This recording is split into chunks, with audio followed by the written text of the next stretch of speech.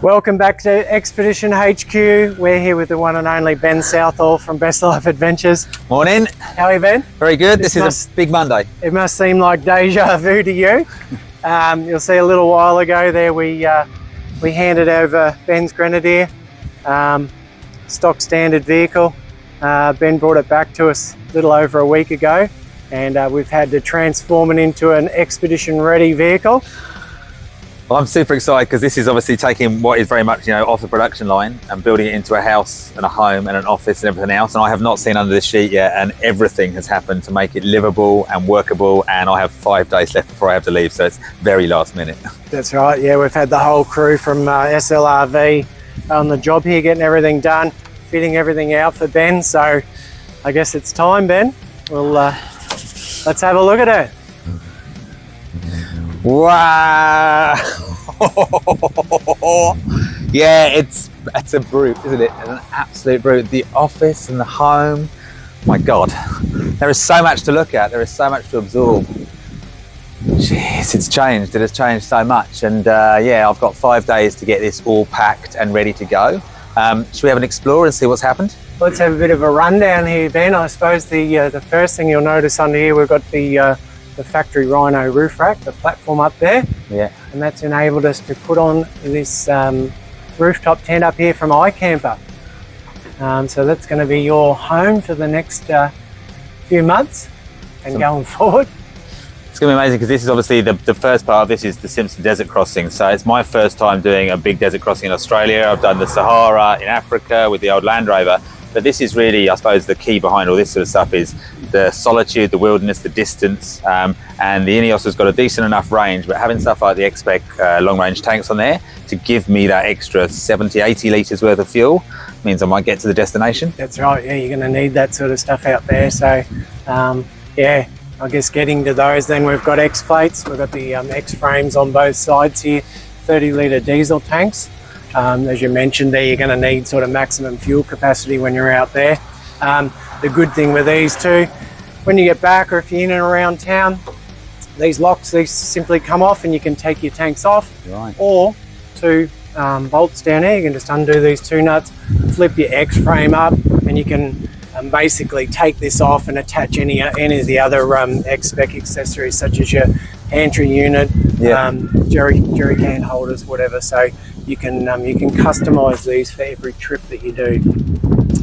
We've also up here, Ben, we've got the Nava lights, so we've got them out each side.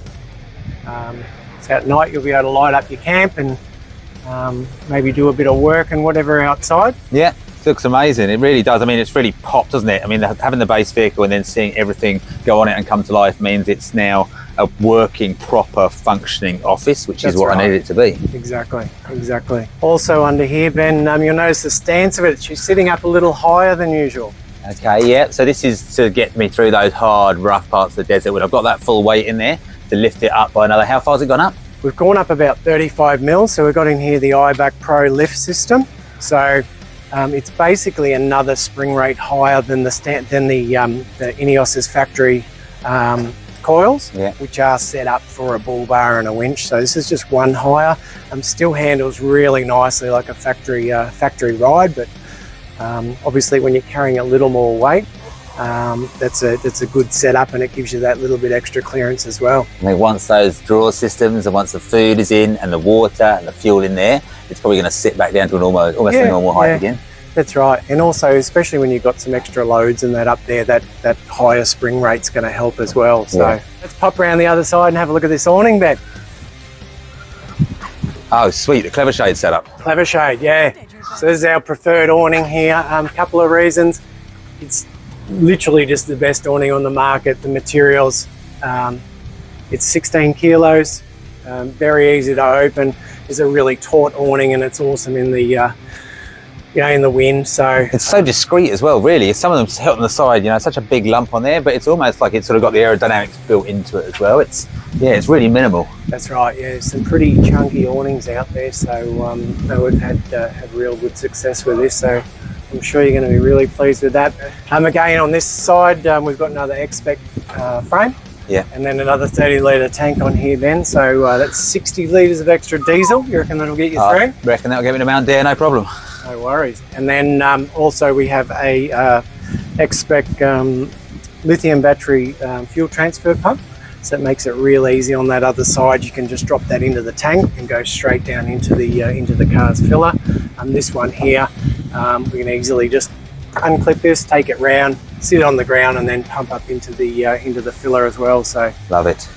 No messy spilling and trying to hold that 30 litres up above the as I pour it all off my feet at the side of the vehicle and all the dust on it. Yeah, okay, so that's that sorted. So that gives me that range to do those long extended distances from, you know, Birdsville to Mount Dare is good 500k. On the soft sand it's going to be chewing up the fuel anyway. Right. And that is my reserve to get me out of jail. Exactly, yeah. You got yourself another Nava light on this side as well, so both sides are all lit up. We come around to the back of the vehicle here. Business end, the kitchen. This is where the big surprise is. Wow, that is quite the setup, isn't it? We've got this really well set up here. So we've got the XSPEC drawers in here. These are great. So we have a massive deep drawer in this side.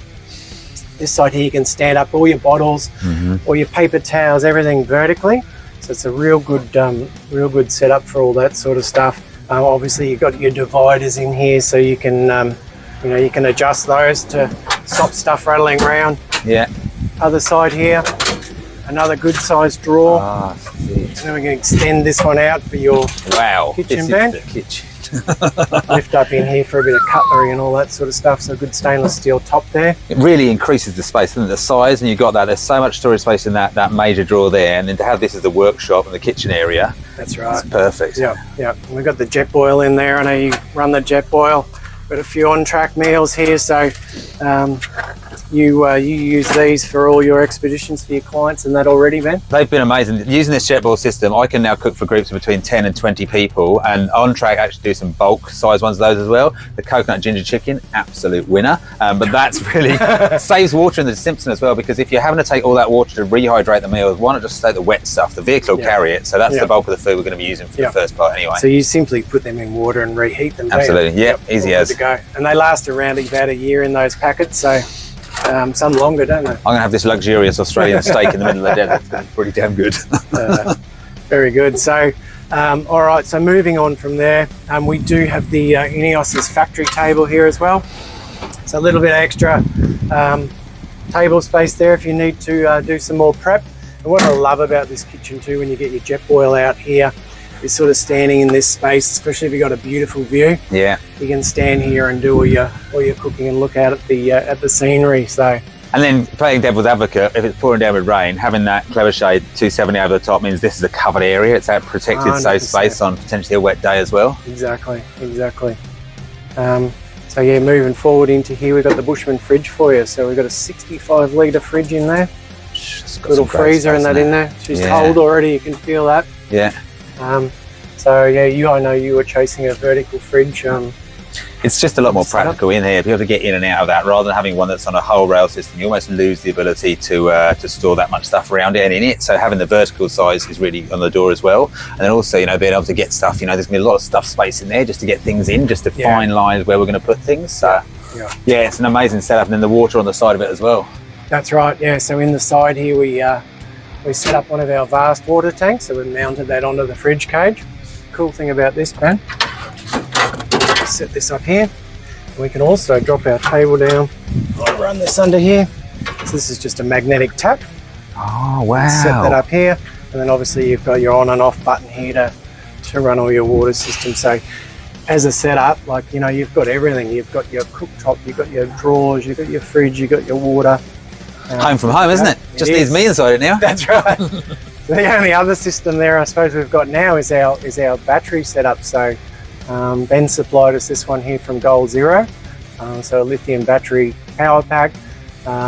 It's a portable pack, which I think is really good for these, because you can use it out and around camp. You can use it at home. You can, if you're not out and about and you're using this vehicle for around the town, you don't want to carry it, you just pop it out. So, So the ultimate goal behind that as well is then there's on top of the iCamper there's a solar panel system that is going to charge the auxiliary battery that will have the fridge on it, but it also means that when I run the office, I can take that Goal Zero outside, I can put the Starlink system set up, and all of it basically means I can run my life, the business, the office from the middle of nowhere. It's going to be pure wilderness. We're going to have no hookups. So this is meaning I'm going to be able to maintain, the life that I need to run the electricals for the office. Yep, that's right too.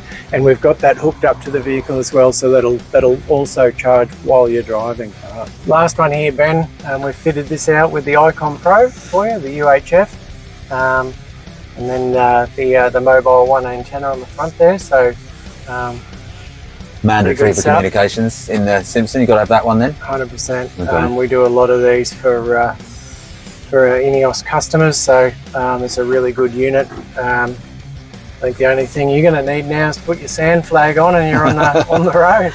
I'm so excited about going. There's an absolute serious amount of packing to do this week. I've got, food, office. I'm basically living in it for 3 months. I'm downsizing a 3-bedroom house into a 4-door vehicle. It's going to be exciting. 5 days. Yeah, 5 days to set off. 5 days Ben's on the road. So just from everyone here at XHQ, and we're going to wish Ben all the best on his trip. We're going to hear a whole lot more from Ben, and we're really looking forward to his videos and seeing what sort of action he gets up to. So all the best, Ben. Thank you. It's time to go and test this properly. Good on you guys. Make sure you like and subscribe. Keep an eye on all these videos coming up here on the XHQ YouTube channel. We'll see you soon.